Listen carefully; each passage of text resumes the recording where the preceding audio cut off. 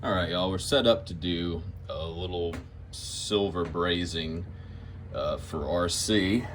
Starting out, just a couple of pieces. These are 304 stainless 020 sheet, just two little strips, and I've got two little wire pins going through the holes in the honeycomb. This is a ceramic plate, and they're just kind of jigged up there. Also got some Stay-silv black high temp brazing flux, which is what Harris recommends for stainless, and I'm using Safety-silv 45. It's a 45% silver brazing alloy. The torch, we'll start off with the propane torch, the Dremel model 2200. It's a great little torch, has a lot of controls, does a good job. Let me get the phone mounted back up, and we'll get started. First off, the flux is a little more watery than the white paste flux you may be accustomed to if you've done regular brazing before. It also separates out, the water separates out from the other stuff. So a nice stir, and then we'll get it applied.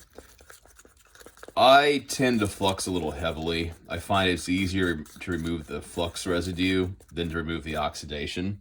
And where the flux is, generally keeps the metal clean and bright. So we'll apply some flux here.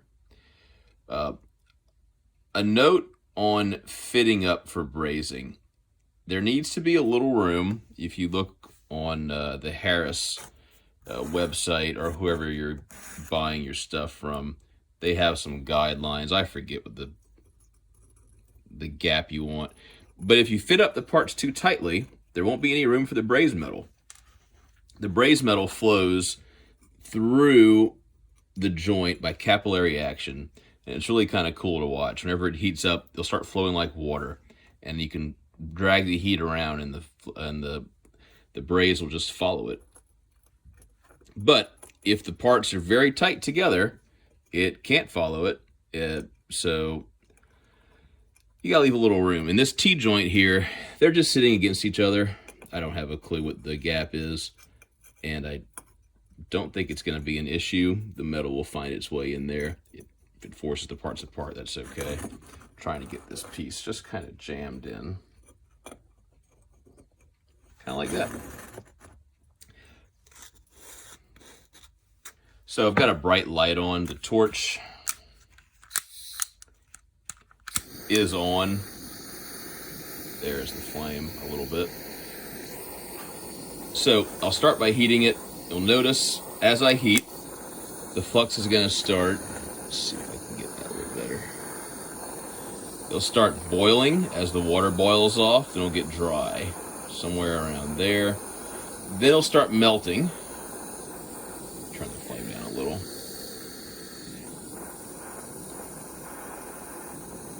And then it'll go clear. Now, unlike with regular soldering, where you might you want to add the solder on hot metal, not right in the flame, I find it easier to just go ahead and put this in the flame. And I'll show you what I mean. When it starts going clear, you're getting close. You'll also start coloring a dull red. You won't be able to see it with this bright light on. But if I just laid this braze metal here and heated it up enough to melt, the base metal is not at temperature yet. Here it goes. So it's just gonna ball up. Come on. Well, we are at temperature, never mind. But you see that? Let's see if I can make it happen. We melted a little bit, and as I drag the heat around, that little bit of braze metal will follow the heat.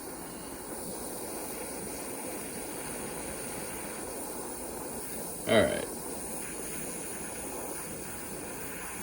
Try to get this to ball up. There it goes. All right. So there it is. We got a ball. It's not really flowing out, but as we heat this, it'll start flowing.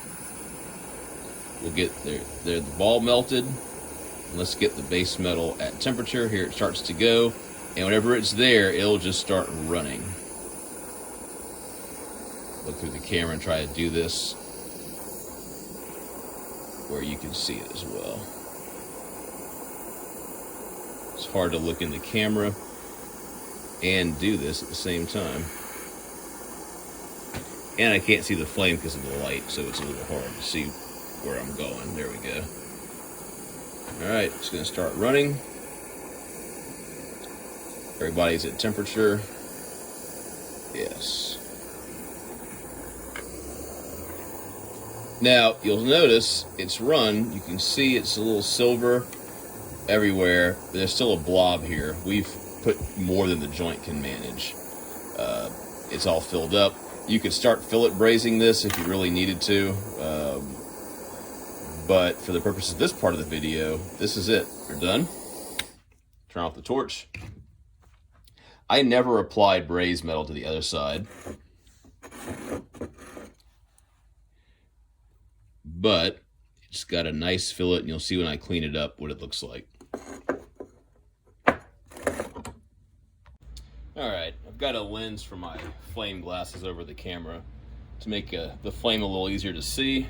This is a oxy-acetylene. This is a single lot tip running about 4 pounds of acetylene and 10 pounds of oxygen. I set it up, pretty small flame. Well, that's a little too small. And a reducing flame. So I like to start a little far away. Now, one of the challenges of using oxy-acetylene on the stainless steel is that it's hot enough just to melt the metal. You can see, yeah, you can see as the flux warms, it boils, gets dry, then starts melting, then goes clear. When it's clear, you're about ready to start. The fit on these parts isn't great. These are just kind of lashed together for showing purposes. And you can start to see I'm getting too hot in this little peak right here because it's very thin, so I'll try to stay away from it. There we go. And it runs like water. The stuff runs great. And I'm just going to lay it on the thing. As soon as it gets hot, there it goes. Get a little dirty right there too. Just like that. Controlling the heat is a trick, because I think, let's see if we can melt with this. Oh yeah. You could probably weld stainless at one of these things, but it will just melt right through the metal. So you don't want to do that. Trying to braze. So once the joint gets full, it'll stop running. That one may not because it's a gap. Yep, just caught that on fire. And you can start doing a little bit of fillet brazing. Now, bronze, here's a bronze fillet braze, a little bronze tree. This is not well done, but I'm still learning.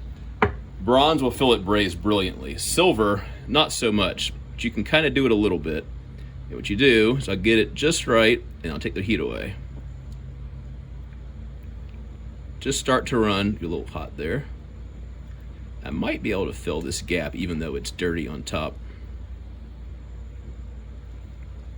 This is not really proper technique. I would never do this on a part you want to use.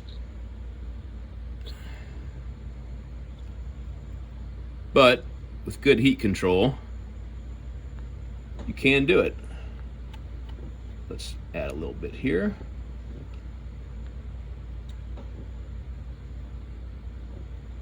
I like the pinpoint accuracy of the oxy-acetylene flame. I feel it's really hot, so you gotta watch out. But I like the way it works better than a propane flame. Oxy map would probably be good too. And you can build up a pretty good fillet.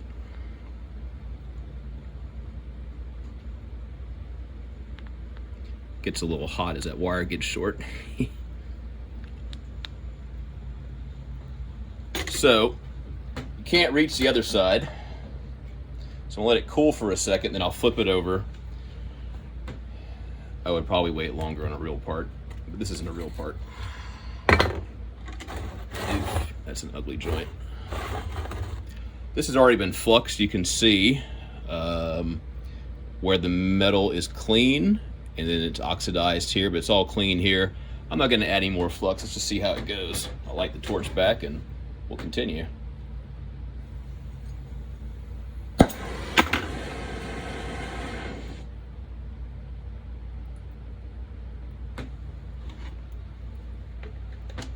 Also, whenever your wire gets short, don't grab the end of it to unspool it. It's hot. I've had to learn that lesson a couple of times.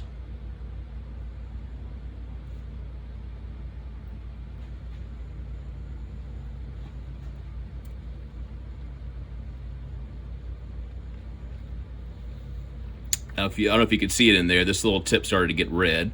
It's thin because it's poorly fitted. You can also see, without really heating up the other side or running the wire in there, the braze wire made it all the way through this fish mouth joint, and it probably would have on this one too if it was fitted right. We'll just continue. I'm staying away from that other area. That's about ready. There it goes. Again, I'm exaggerating the fillet for effect.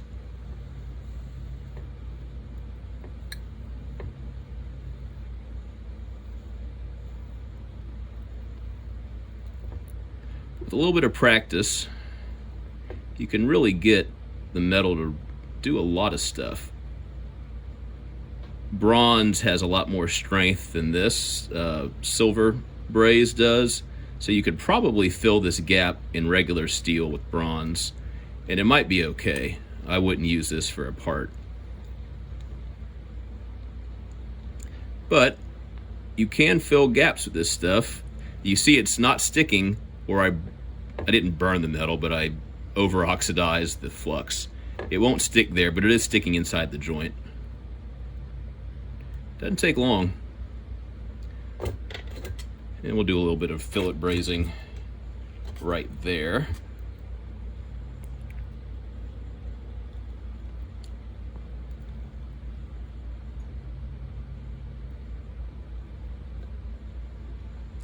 There it is. Now, I'll soak this in hot water for a bit. Most of that will come off, and I'll scrub off the rest, and we'll have a look at it.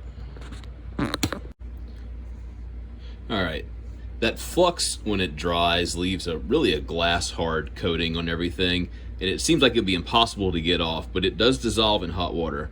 And a little bit of scrubbing with just a stainless steel, in this case, brush, gets the joint pretty clean.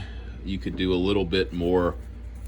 I did get it a little hot in some areas, and there's a little bit of oxide here and there. A little Scotch-Briting will take most of that away. So you can see, we only heated up, I only heated up and applied braze wire to this side, made a nice little fillet. I wasn't really fillet brazing, I just stuck it in there. And then on the other side, it did as well. Yeah, it's really not hard to do once you get the hang of it. See how strong this is. This is only 020, which is part of why it was getting too hot.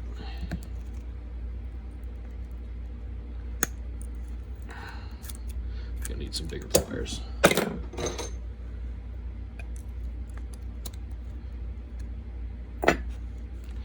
I don't have enough grip to tear it apart. Of course, I could probably flex it apart, but that's not really what we're trying to do here.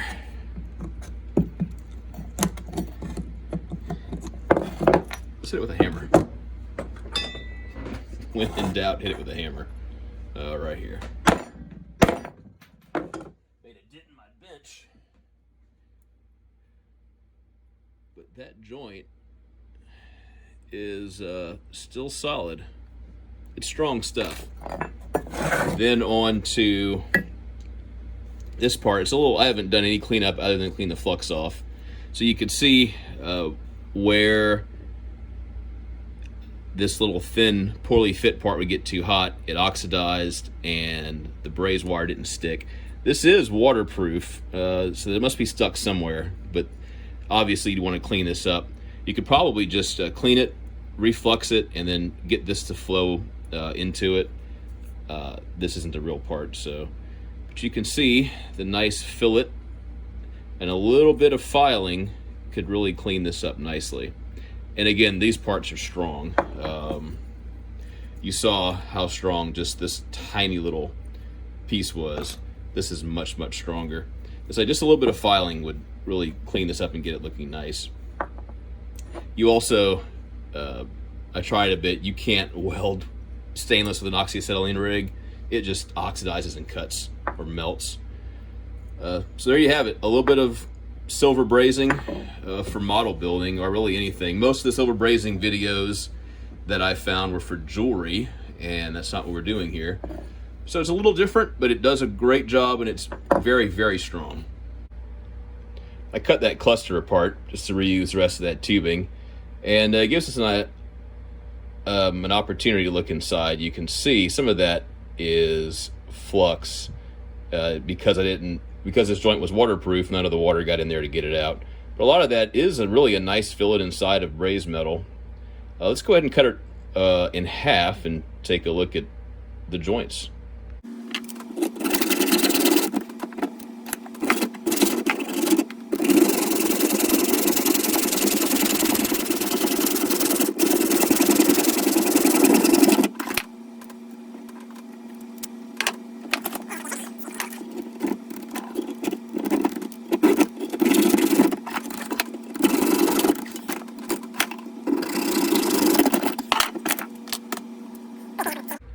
All right, so here they are. They weren't as hard to cut in half with the hacksaw as I was expecting. They're all polished up. You can see the fillets, all the metal that got inside. There's a little more that pulled inside the joints than I was expecting, but I was really pouring a lot of metal in there. So with silver brazing, a lot of the fillets really aren't necessary. Fillets that large, and it's not really a material you want to use to make fillets with, but you can. They don't fillet. Doesn't fillet anywhere near as well as the brass or the bronze does. But as you saw with the little test piece that I just tried to break, it's very, very strong. And with that test leg that I tried breaking the other day, I really suspect these parts are going to be stronger than the wood an airplane is being bolted to. So give it a shot. Get some of the brazing metal. It's not hard to do. I haven't really noticed it's terribly critical. You just kind of slop on some flux, heat it up, and dump some braze wire in. You don't even need a fancy torch. Any kind of torch will work. So thanks for watching.